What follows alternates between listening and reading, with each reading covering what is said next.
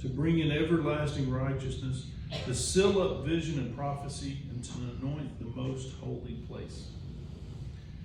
So we are going to be looking at the man of high esteem, and that is Daniel himself. And he's one of my favorite characters. If I ever have an issue in life and I'm struggling with something, I'll go to the book of Daniel and I'll just read the whole book.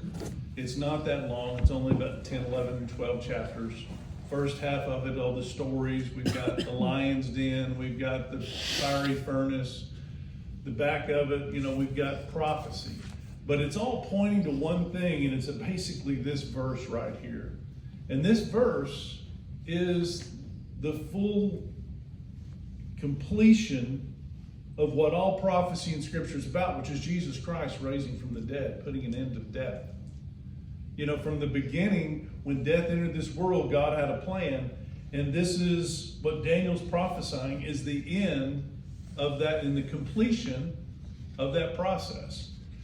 The 70 weeks, the finishing of the transgression. The transgression was when sin entered this world, when the disobedience of man brought death upon us. We fight disease and everything because of Adam and Eve. But it's one of those scenarios where we need to thank God for his patience with this, because now, instead of us being made a little lower than the angelic realm, we've been lifted up above them, and we're adopted as children to the living God. And it's beyond our comprehension. We can't understand it. It's like someone who tries to describe God. I always get tickled when somebody thinks they can really explain who God is to somebody. It's like, no, it's our little brains can only process so much information.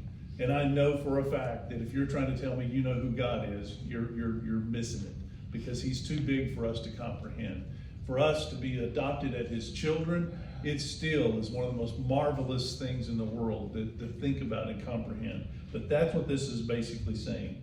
The everlasting righteousness, seal up vision and prophecy, and anoint the most holy place.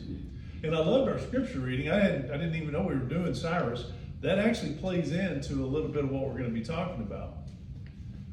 What we're going to be talking about with Daniel, I'm not going to focus on the stories in Daniel, the fiery furnace where the king sees that fourth person. And we know in Scripture that's actually Jesus, that fourth person that was protecting Shadrach, Meshach, and Abednego.